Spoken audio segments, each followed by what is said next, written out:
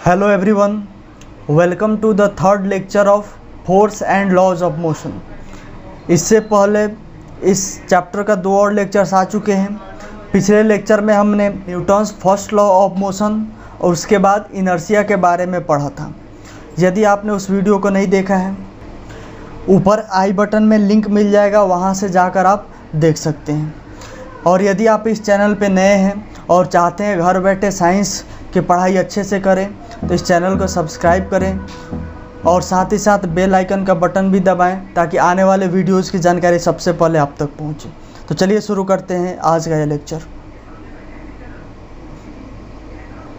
आज के लेक्चर में हम मोमेंटम और फिर Newton second law of motion को डिस्कस करने वाले हैं।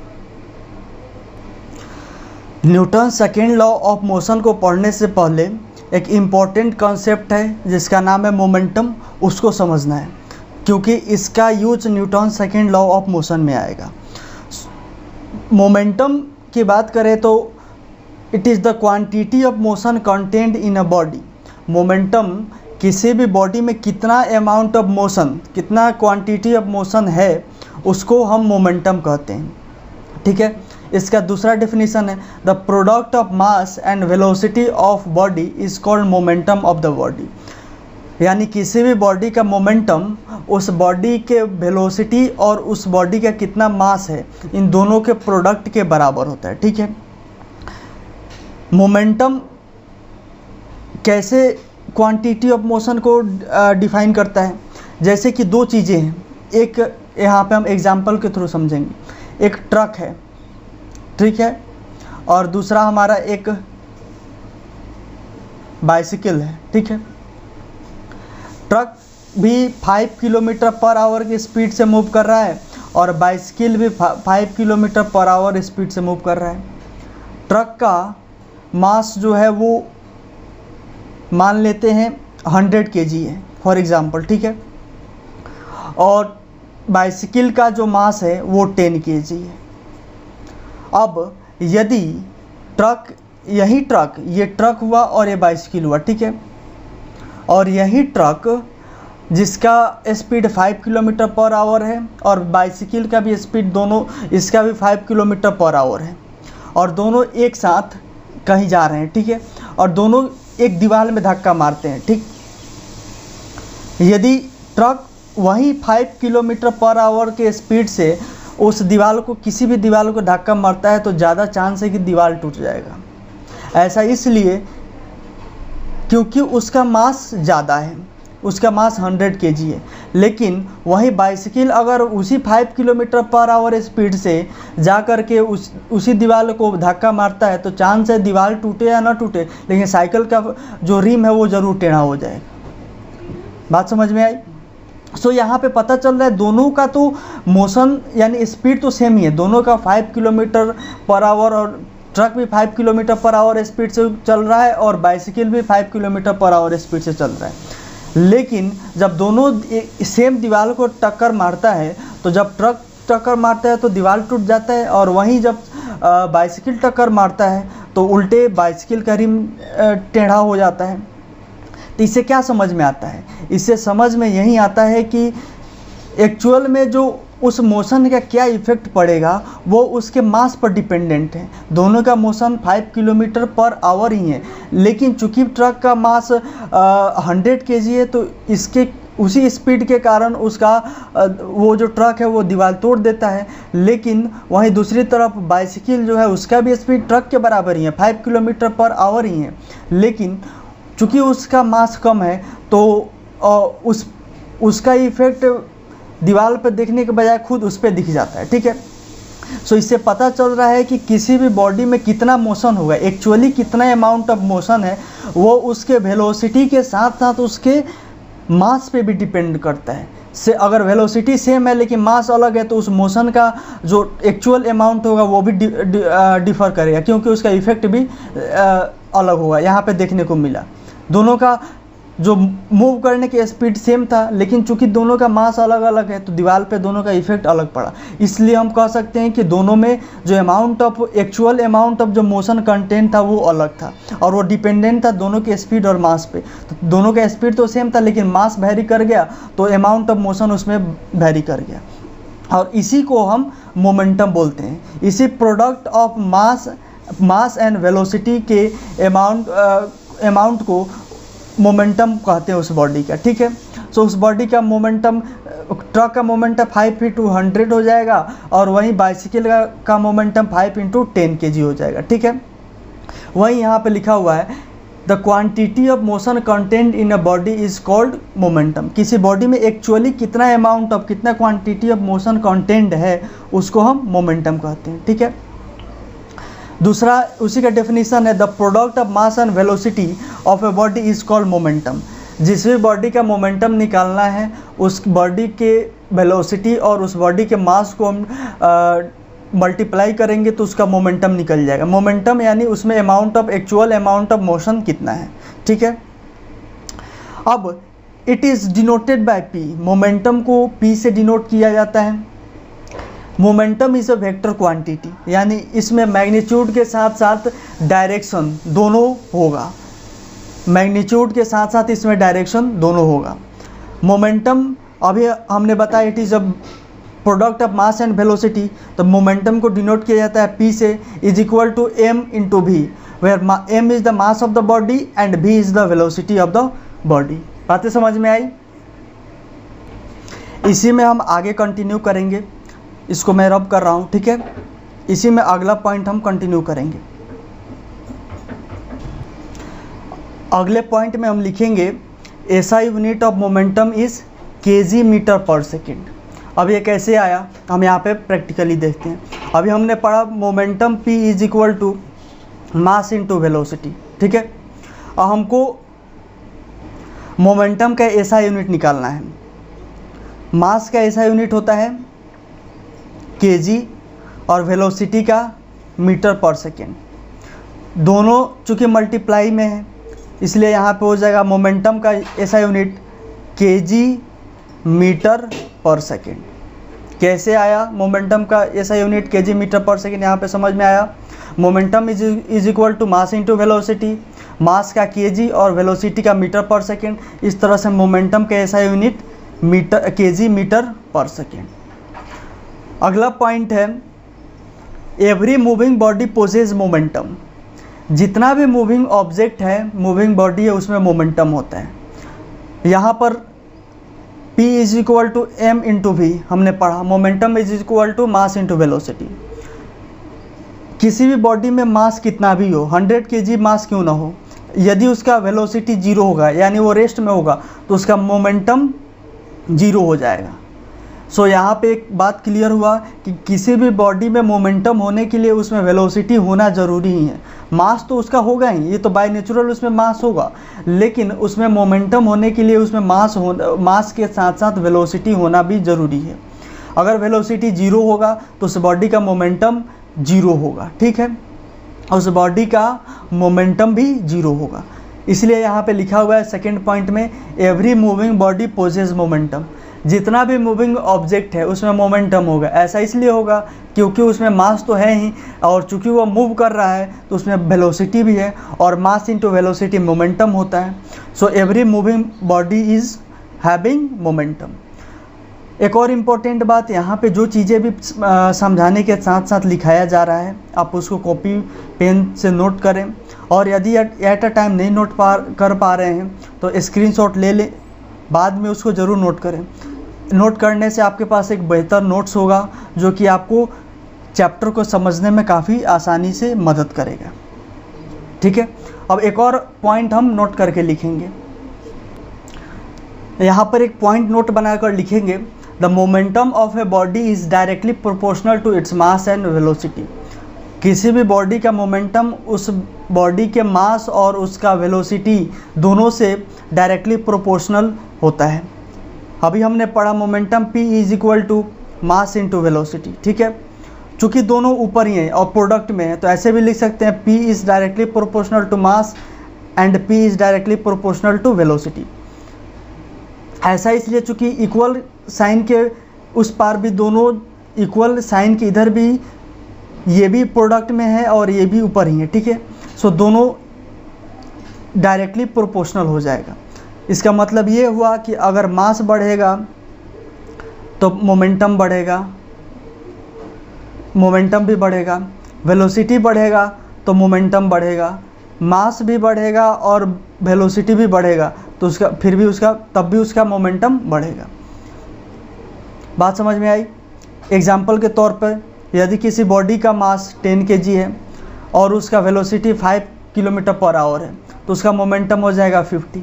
अगले केस में उसका मास हो गया 20 kg उसका मास हो गया और उसका वेलोसिटी 5 ही रहा, ठीक है, तो उसका मोमेंटम बढ़ गया, अब 100 हो गया।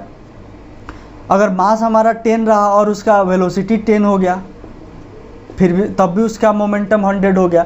तो यहाँ पे पता चल रहा है कि दोनों के बढ़ने से, या मास के भी बढ़ने से मोमेंटम बढ़ रहा है, वेलोसिटी के बढ़ने से भी मोमेंटम बढ़ रहा है, या फिर दोनों के बढ़ने से भी मोमेंटम बढ़ रहा है। सो यहाँ से हम बता सकते हैं कि इन दोनों के बीच में मोमेंटम और मास और वेलोसिटी के बीच में डायरेक्ट रिलेशनशिप है। मोमेंटम के कॉन्सेप्ट को समझने के बाद अब हम Newton second law of motion को देखेंगे। यहाँ पर Newton second law of motion का स्टेटमेंट कहता है, according to Newton second law of motion the rate of change of momentum, यहाँ पे ध्यान देना है, the rate of change of momentum of a body is directly proportional to applied force. किसी भी बॉडी का जो rate of change of momentum होगा वो उस बॉडी पे अप्लाई किया गया फोर्स से डायरेक्टली प्रोपोर्शनल होगा। मतलब किसी बॉडी, ये एक बॉडी है, ठीक है, इस बॉडी का जो rate of change of momentum होगा वो इस बॉडी पे कितना हम फोर्स अप्लाई करते हैं उससे डायरेक्टली प्रोपोर्शनल होगा, ठीक है, उससे ये डायरेक्टली प्रोपोर्शनल होगा। That is, force is directly proportional to rate of change of momentum, यानी change in momentum by time. किसी भी चीज़ का रेट निकालने के लिए उस चीज़ में जब टाइम से डिवाइड कर देते हैं तो रेट निकल जाता है। यहाँ पे चेंज ऑफ मोमेंटम में जब टाइम से डिवाइड करेंगे तो rate of change of momentum आ जाएगा, ठीक है। सो वही लिखा हुआ है, force is directly proportional to change in momentum by time, that is this is rate of change of momentum. एक बार और इसके स्टेटमेंट को देखते हैं। According to Newton second law of motion, Newton second law of motion के अनुसार the rate of change of momentum of a body is directly proportional to applied force. किसी भी बॉडी का जो rate of change of momentum होगा, मतलब किस rate पे उस बॉडी का मोमेंटम चेंज होगा वो उस बॉडी पे कितना हम फोर्स अप्लाई कर रहे हैं उस पर डिपेंडेंट होगा। यानी अगर हम ज़्यादा फोर्स अप्लाई करेंगे तो उस बॉडी का rate of change of momentum ज़्यादा होगा। अगर उस बॉडी पे हम फोर्स अप्लाई कम करते हैं तो उस बॉडी का जो rate of change of momentum होगा वो कम होगा, ठीक है। हम इससे आगे फिर से कंटिन्यू करेंगे, लेकिन उससे पहले एक कॉन्सेप्ट यहाँ पे समझ लेते हैं, इसलिए मैं इसको रब कर रहा हूँ। उस कॉन्सेप्ट को समझने के बाद ये क्या बोल रहा है, ये स्टेटमेंट क्या बोल रहा है, उसको समझने के बाद इसके नीचे से हम कंटिन्यू करेंगे। अभी हमने पढ़ा कि rate of change of momentum is directly proportional to the force applied. ये कैसे होता है, एक हम एग्जाम्पल के थ्रू समझते हैं। यहाँ पे कोई बॉडी है जिसका मास 100 kg है और ये वेलोसिटी यानी 5 km/h से ये मूव कर रहा है इस डायरेक्शन में। तो इस समय इसका मोमेंटम हो जाएगा मास इंटू वेलोसिटी, ठीक है। इसका मोमेंटम हो जाएगा मास इंटू वेलोसिटी, यानी 500 kg। हम इसका स्पीड मीटर पर सेकेंड में लेंगे, 5 मीटर पर सेकेंड हम लेते हैं, ठीक है। सो इसका मोमेंटम हो जाएगा 500 kg मीटर पर सेकेंड। दोनों को मल्टीप्लाई कर दिए, ये हमारा फर्स्ट कंडीशन था। अब हमने इस पर एक फोर्स अप्लाई किया 5 न्यूटन का, और फोर्स अप्लाई करना, यानी इस पर हम एक एक्स्ट्रा फोर्स से इसको धक्का देने लगे। अब इसका वेलोसिटी बढ़कर हमारा हो गया, इस फोर्स अप्लाई करने के बाद वेलोसिटी हमारा हो गया 7 मीटर पर सेकेंड। अब वेलोसिटी बढ़ गया तो निश्चित है यहाँ इसका जो मोमेंटम होगा वो भी बढ़ जाएगा। सो वेलोसिटी बढ़ने के बाद चूँकि इसका मास तो कांस्टेंट रहेगा तो इसका मोमेंटम हो जाएगा p is equal to mass तो 100 ही रहेगा, लेकिन वेलोसिटी हो गया 7 मीटर पर सेकेंड। सो इसका मोमेंटम हो गया 700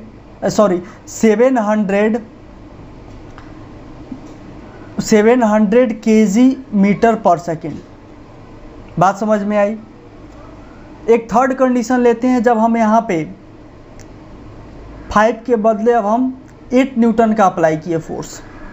8 न्यूटन का फोर्स जब अप्लाई किए तो इसका वेलोसिटी हो गया 10 मीटर पर सेकेंड।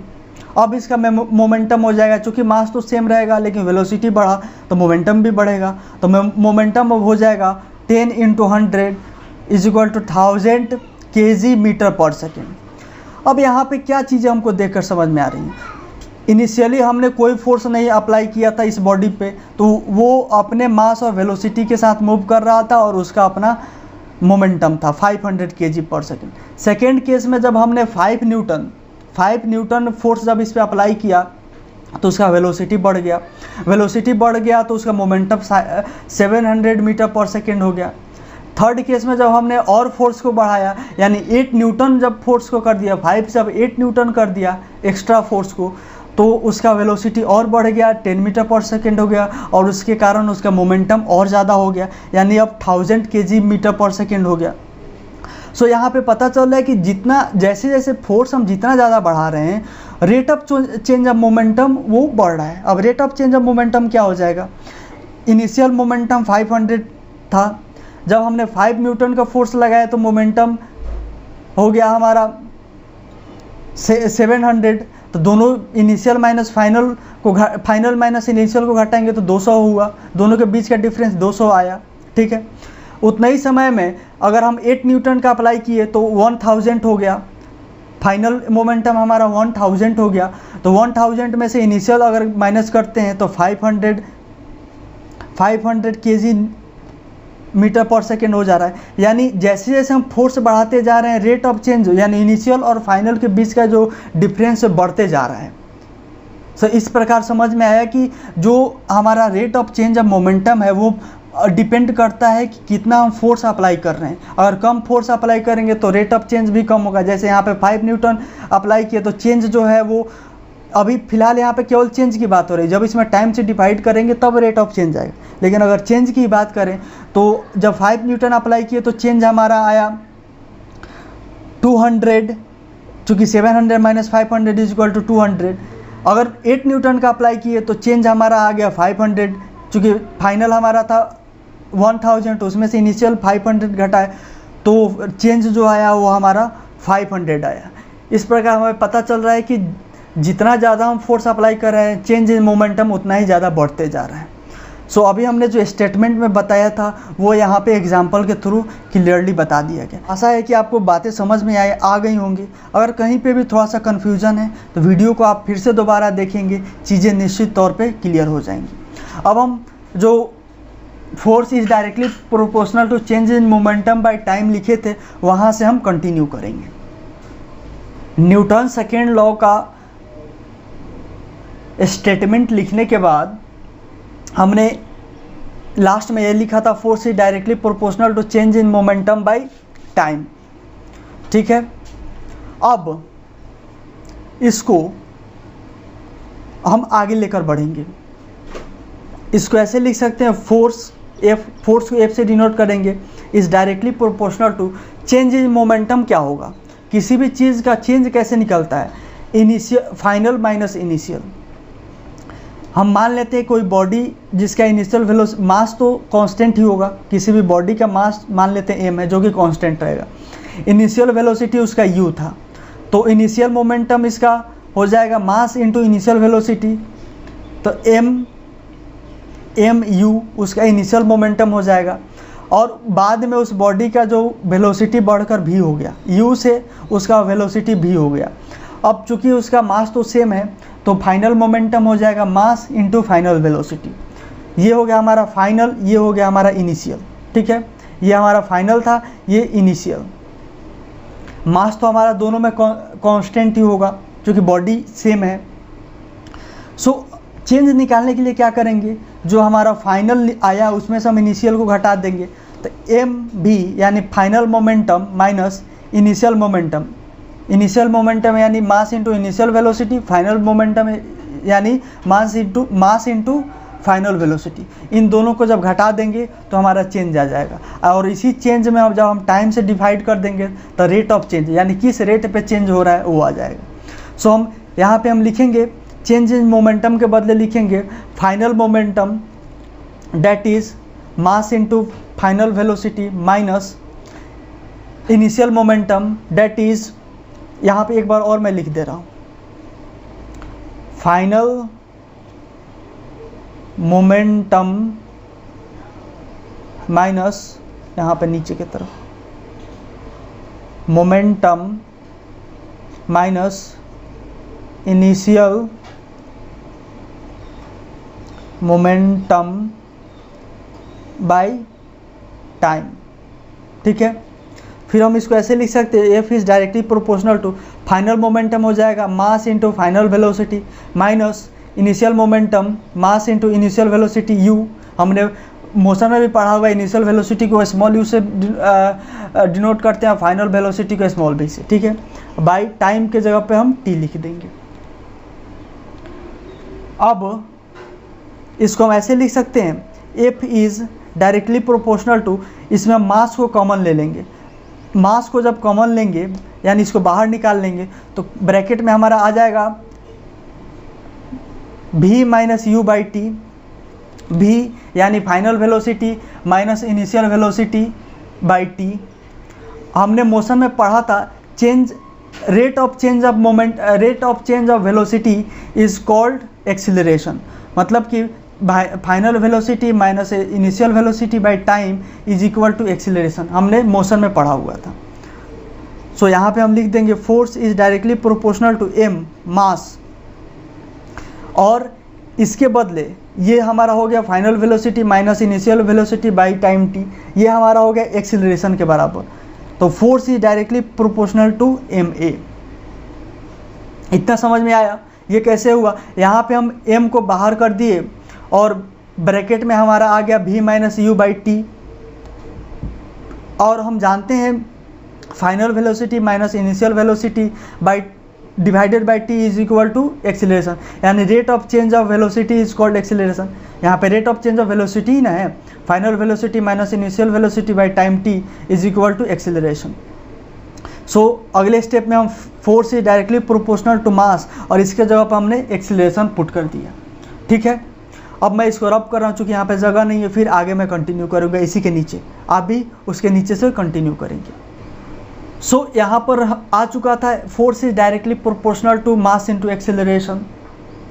अब यहाँ पे प्रोपोर्शन साइन है तो इसको हटाएंगे तो एक कांस्टेंट आएगा, फोर्स इज इक्वल टू, इसके बदले कांस्टेंट के रखेंगे, is equal to mass into acceleration. K is constant. अगर हम जानते हैं कि एसआई यूनिट, स्टैंडर्ड यूनिट जो के का होता है, एसआई यूनिट ऑफ के इज इक्वल टू 1। के का जो स्टैंडर्ड यूनिट होता है, एसआई यूनिट होता है, वो 1 होता है। तो हम यहाँ पे एफ इज इक्वल टू के जगह पे 1 पुट करेंगे तो हमारा हो जाएगा, के जगह पर जब हम 1 इसमें पुट करेंगे तो F is equal to M A, चूँकि के इज इक्वल टू 1 है। ठीक है, सो ये हमारा आया सेकेंड इक्वेशन ऑफ मोशन से, force is equal to mass into acceleration. So हम यहाँ पे लिख सकते हैं 10 Newton's second law of motion gives a relationship between force and acceleration. Newton second law of motion से हमें प्राप्त हुआ force is equal to mass into acceleration. इस प्रकार हम कह सकते हैं कि Newton second law of motion gives the relationship between force and acceleration. Force और एक्सीलरेशन के बीच में क्या रिलेशनशिप होता है वो Newton second law of motion से हमें मिलता है। ठीक है, कैसे मिलता है उसका जो स्टेटमेंट है उसी के आधार पर जब हमने फॉर्मूला लिख के आगे बढ़ना शुरू किया तो लास्ट में हमको ये रिलेशनशिप प्राप्त हुआ जो कि है force is equal to mass into acceleration. यानी फोर्स जो है किसी बॉडी पे कितना फोर्स लग रहा है वो उस बॉडी के मास और एक्सीलरेशन के प्रोडक्ट के बराबर है, या फिर किसी बॉडी पे कितना फोर्स लगेगा वो उसके एक्सीलरेशन के पर डिपेंडेंट करता है। क्यों? क्योंकि उस बॉडी का जो मास होगा वो तो कांस्टेंट होगा। अगर कोई बॉडी 100 kg का है तो उसका मास हमेशा 100 kg रहेगा। सो उस पर कितना फोर्स होगा वो उसके एक्सीलरेशन पर डिपेंड करता है, या फिर अदर भाषा में कहें उस बॉडी पे कितना एक्सीलरेशन होगा वो उस पर अप्लाइड फोर्स के पर डिपेंडेंट होगा। ठीक है, अब हम इसी में आगे कंटिन्यू करेंगे। इसके बाद मैं यहाँ पे रब करके लिखूँगा, आप इसी के नीचे से कंटिन्यू करेंगे। सो यहाँ पर हमारा आ चुका था force is equal to mass into acceleration. अब यहाँ से अगर हमको एक्सीलरेशन निकालना हो तो निकाल सकते हैं। Acceleration is equal to force by mass. Acceleration is equal to force by mass, यानी फोर्स में जब मास से हम डिवाइड कर देंगे तो एक्सीलरेशन निकल जाएगा। अब यहाँ पे दो चीज़ें हमको क्लियर हो रही हैं। यहाँ पे दो चीज़ें हमको क्लियर हो रही हैं। फर्स्ट है acceleration is directly proportional to force। दूसरा acceleration is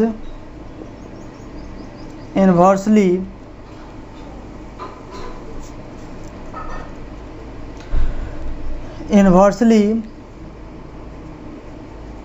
proportional to mass। Force is equal to mass into acceleration, ये हमने प्राप्त किया Newton second law of motion से। अब यहाँ से यदि एक्सीलरेशन निकालना हो तो acceleration is equal to force में इधर मास को इधर ला करके डिवाइड कर देंगे, हमारा एक्सीलरेशन आ जाएगा। अब यहाँ से दो चीज़ें पता चलता है। एक, एक्सीलरेशन से जो फोर्स है वो ऊपर है और मास जो है वो नीचे है। ठीक है, इसका मतलब क्या हुआ? Acceleration is directly proportional to force. यानी यदि हम फोर्स बढ़ाएंगे किसी बॉडी पे, यानी जब मास कांस्टेंट है और उस पर अगर हम फोर्स बढ़ाएंगे तो उस बॉडी के एक्सीलरेशन भी बढ़ेगा, यानी rate of change of velocity बढ़ेगा, यानी और तेज़ी से मूव करने लगेगा। ठीक है, दूसरा कॉन्सेप्ट है कि यदि हम फोर्स उसका कांस्टेंट रखते हैं लेकिन अगर उसका मास बढ़ा देते हैं, अगर उसका मास बढ़ाते हैं किसी बॉडी का और उसका फोर्स जो है वो कांस्टेंट रखते हैं तो उसका एक्सीलरेशन कम हो जाएगा। जैसे कि यदि कोई 10 kg का कोई बॉडी है, ठीक है, उसको अगर हम 5 न्यूटन से जब हम धक्का लगा रहे हैं तो 5 मीटर पर सेकेंड से मूव कर रहा है। अब उसका मास बढ़ा दिए, मास जैसे ही बढ़ा देंगे उसका मास जो है वो बढ़ा दिए 10 से अब 20 कर दिया और फोर्स हम उतना ही कांस्टेंट रखे, यानी 5 न्यूटन ही रखे। तो चूंकि उसका मास बढ़ गया तो निश्चित सी बात है उसका जो वेलोसिटी कम हो जाएगा, यानी उसका एक्सीलरेशन कम हो जाएगा। So acceleration is inversely proportional to mass. So mass बढ़ेगा और फोर्स कांस्टेंट रहेगा तो एक्सीलरेशन कम होगा। अगर मास कम करेंगे, फोर्स कांस्टेंट ही रहेगा तो उसका एक्सीलरेशन बढ़ जाएगा। सो दोनों के बीच में, मास और एक्सीलरेशन के बीच में इन्वर्स रिलेशन है और मास और फोर्स के बीच में, एक्सीलरेशन और फोर्स के बीच में डायरेक्ट रिलेशन है। यानी जब फोर्स बढ़ेगा तो एक्सीलरेशन भी बढ़ेगा, फोर्स घटेगा तो एक्सेलरेशन भी बढ़ेगा। कब? जब मास of the body is constant. ठीक है। सो इस प्रकार हमने इस वीडियो में Newton second law of motion को पढ़ा। यदि आपको वीडियो अच्छा लगा हो, चीज़ें समझ में आई हों, तो आप वीडियो को लाइक करें और यहाँ पे जो जो चीज़ें लिखी जा रही हैं उन सारी चीज़ों को आप नोट डाउन भी करें और साथ ही साथ इसको अपने दोस्तों में भी शेयर करें ताकि वे भी घर बैठे पढ़ाई कर सकें। अगले वीडियो में हम फोर्स के एसआई यूनिट के बारे में पढ़ेंगे, फिर उसके बाद application of Newton second law of motion को भी पढ़ेंगे। और हाँ, यदि आप इस चैनल पे नए हैं तो चैनल को सब्सक्राइब करना नहीं भूलें, क्योंकि यहाँ पर साइंस सब्जेक्ट का रेगुलर वीडियो आपको मिलता है। इस वीडियो में बस इतना ही। Thanks for watching this video.